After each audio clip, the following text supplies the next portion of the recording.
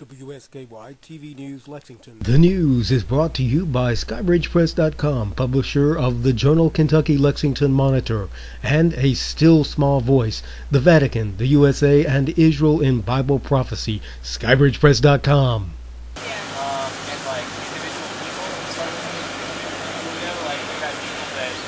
My name's Greg Capillo. I'm with Occupy Lexington. We've been here since Thursday, last Thursday. This is day 8. Tonight's going to be our 9th General Assembly. I found out about this because of a Facebook event created by several very dedicated women, namely Karen and April over there. And I've been here since Thursday. I've slept here Saturday up till last night, and I was here till 2 a.m. last night anyway. So we are the 99% Occupy Lexington was an event, and now the Facebook identity is Occupy Lexington KY. We've got a website that's up live, occupylexky.org. And yeah, I mean, you know, we're here because of the massive amount of wealth concentration in this country. 2% of the population controls 50% of the wealth, leaving the other 50%, leaving the other 98% of us to figure it out. And that's ridiculous. Income inequality has never been this steep since 1929, right before the last Great Depression. And it's honestly, I feel like it's playing itself out somewhat similarly. I mean, I don't know too much about the particulars of that, but the fact of the matter is, the folks that have centralized economic power are doing fantastic, better than they ever have. You know, there's not a stock market slump, right? There's a job slump, and so we think that speaks to this unprecedented concentration of economic power in this country. And so, what we're trying to do is break that up and make that fair. So get money out of politics, so that, you know, politics is an honest discussion between citizens and citizens. And if you look over right now, that's exactly what's happening. You know, like, and even if you're a Tea Partier or whatever, right-winger, you know, please come down and talk to us, you know, because we're about opening up the political process and getting actual speech out there that's not just purely cash and, you know, lifting messages up above the rest of everybody.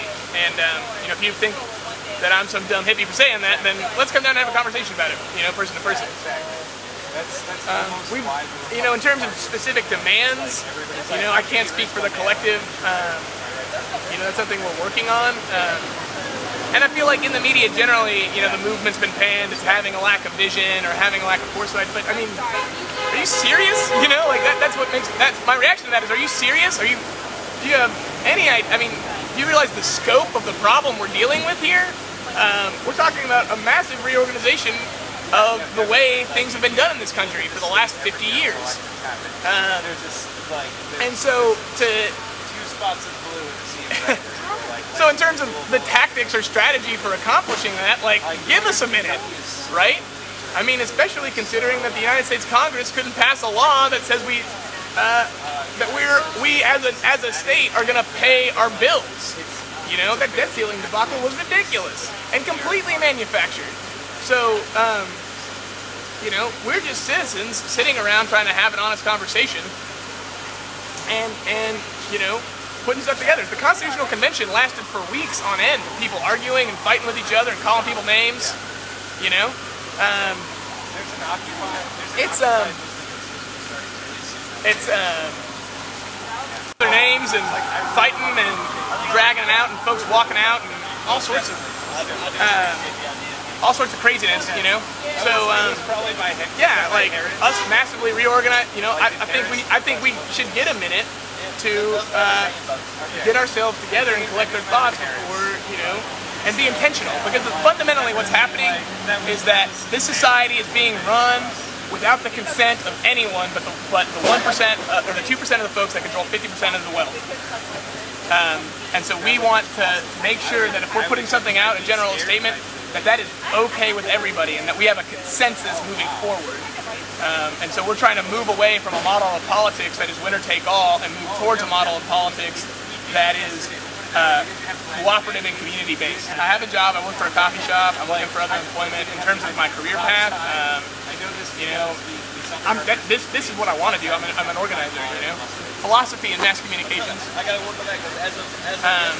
You know, so this is what I want to do, and so I feel good being here. I have a skill set that I can contribute. But in terms of the nonprofit structure, and in terms of how that's, I want to do that work in the South, you know, and that's the first place that grant money dries up, that the people can think it's hopeless. I want to do work that I think is truly democratic and inclusive, and a lot of times that doesn't get funded as well. Well, it wasn't students, it's actually mostly older folk who occupied it, but I was one of the youngest people there. I think I was the youngest person there. What that did for me is highlight the power of people holding space. You know, tactically, when you're in that situation, the plan was for that to end in arrests.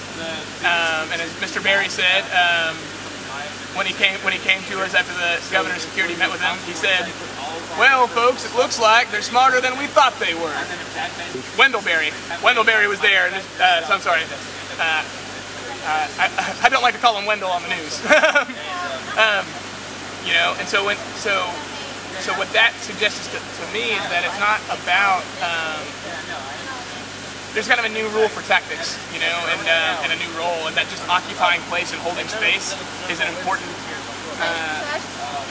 strategy and tactic. Oh, that occupation in particular was geared towards the governor and his complete lack of coherent response on energy issues in the state.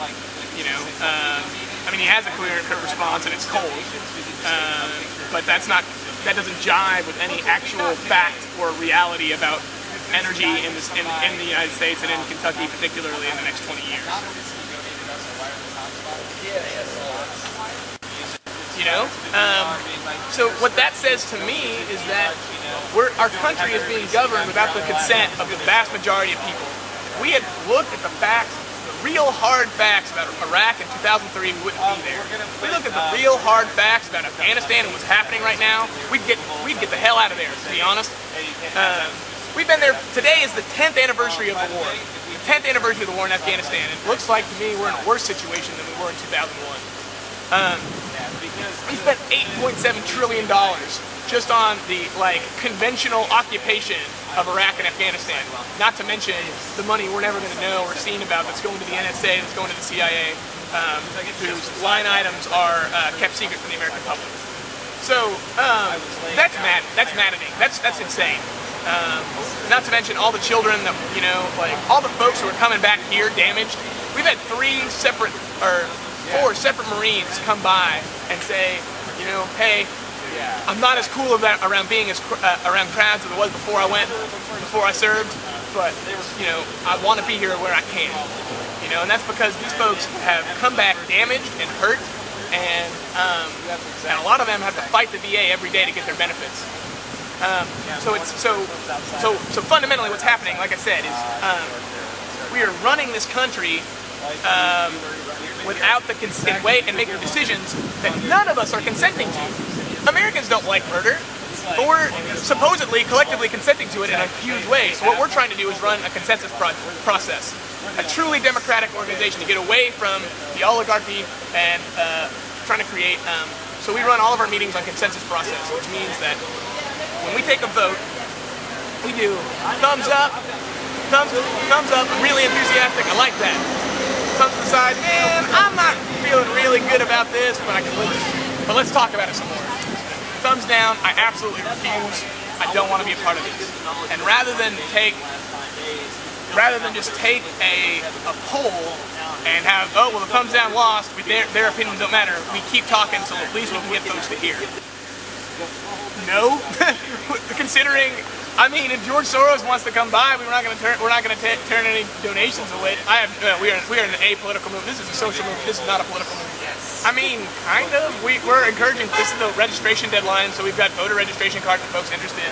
But honestly, at this point, with the way that, with the heavy, I mean, from my personal perspective, with the way money is informing our politics, I can't think, I mean, I'm going to vote in November, but I can't think of anybody I would want to publicly endorse. And no, I mean, we acknowledge that folks feel real frustrated with voting, and so that's not something that we're really pushing. I registered hundreds and hundreds of voters for free in 2008. That's not something I'm going to do again. But we're not saying folks shouldn't vote, first of all. We're saying make your own democratic organization on the street corner right now and make autonomous decisions right now with the collective that affects your life. Because fundamentally, we don't, until we start getting better actual real choices in the federal government, then, I mean, that's important, but the strategic importance of that, I mean, like I said, McCain and Obama were on the same side on all the things that really fundamentally matter to the folks on this corner.